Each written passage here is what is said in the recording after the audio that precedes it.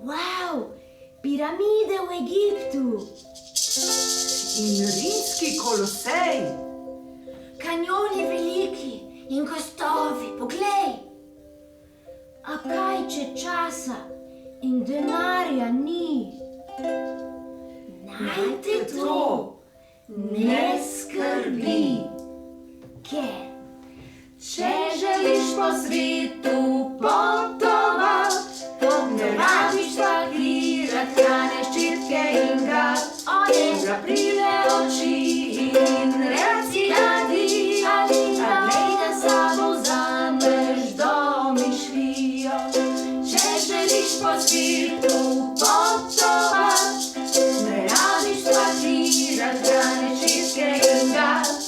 Zaprite oči in reci adijo, a glej, da sabo vzameš domišljijo.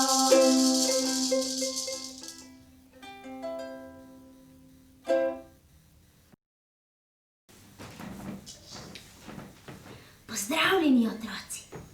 Moje ime je Teja in danes vam bom povedala pravljico. Z mano je tudi palčica pametovalčica. In Anja. Anja bo skrbela za glasbo. Skupaj vam bomo predstavile ukrajinsko ljudsko pravljico, ki je naslov Rokavička. Gre pa takole.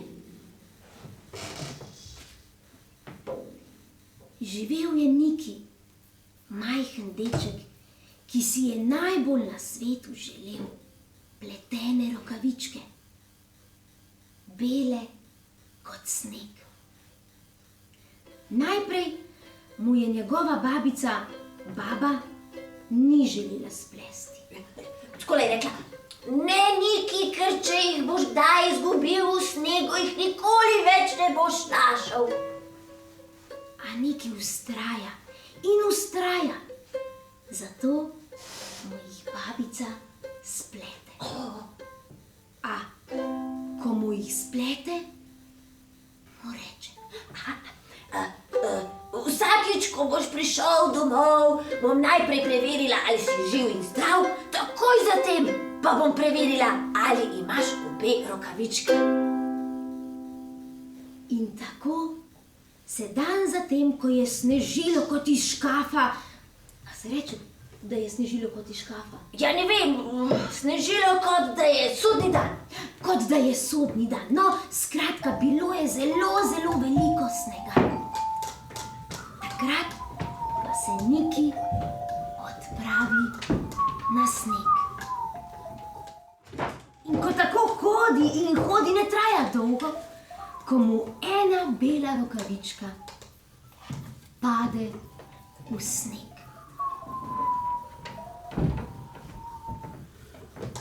Kmalu zatem mimo privandra Krt, utrujen in zasopel, opazi rokavičko in se vanjo skrije. Ravno prav velika in mehka in topla se mu zdi. Zato se odloči ostati. Mimo priskaklja beli, veliki zajec. To je dejansko vrsta zajca. Veliki beli zajec je belgijski zajec. No, in on priskaklja mimo in opazi rokavičko. In kar z nogami naprej se vanjo skobaca.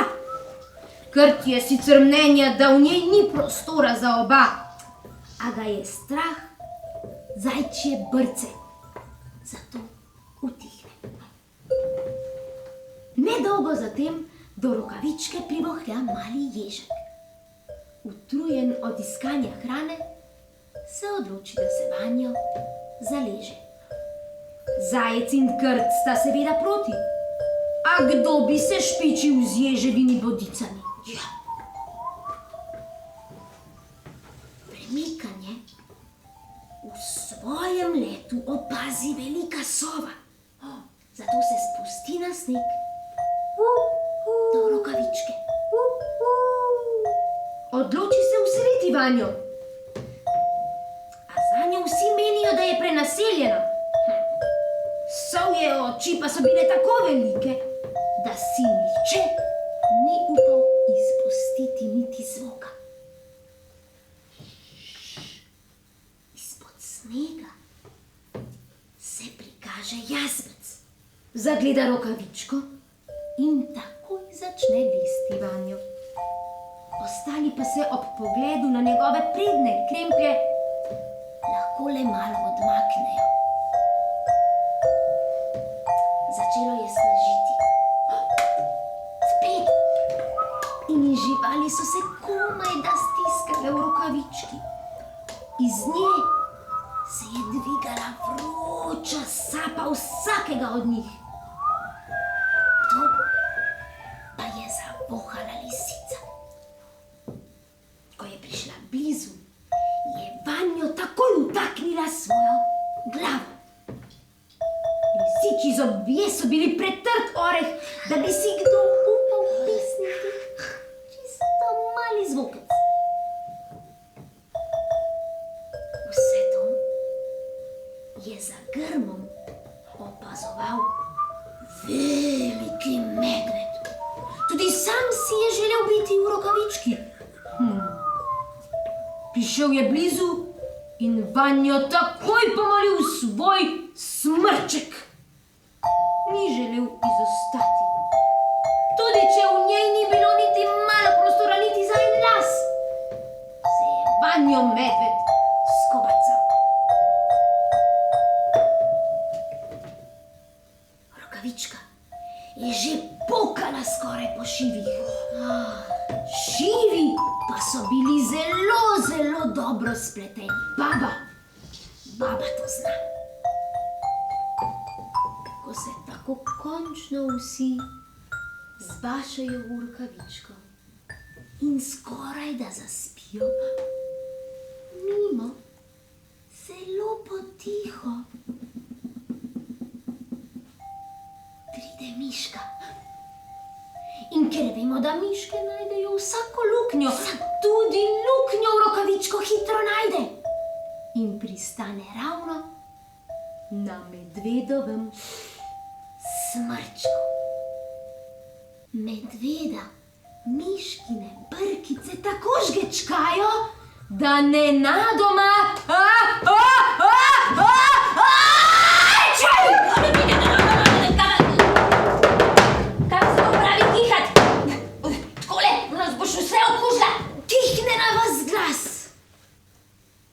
Takrat vse živali eksplodirajo iz Rokavičke. Rokavička pa zaplava v nebo.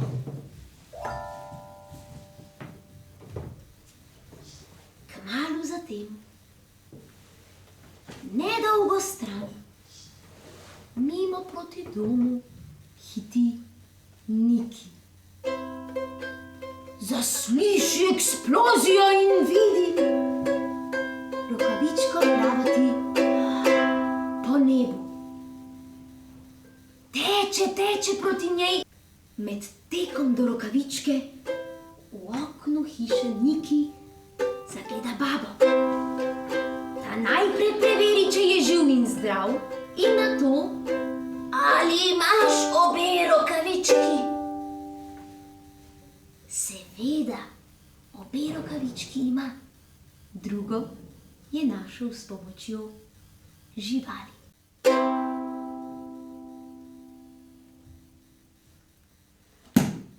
Tako, to je bila ukrajinska ljudska pravljica o Rokavički. No, ampak to še ni konec. To je bila zimska pravljica, ampak na vrsti bo še spomladna, pa še kakšna druga stvar, tako da ne pozabite na Pionirski dom. Ali v živo, ali pa kar preko Facebooka. Se vidimo!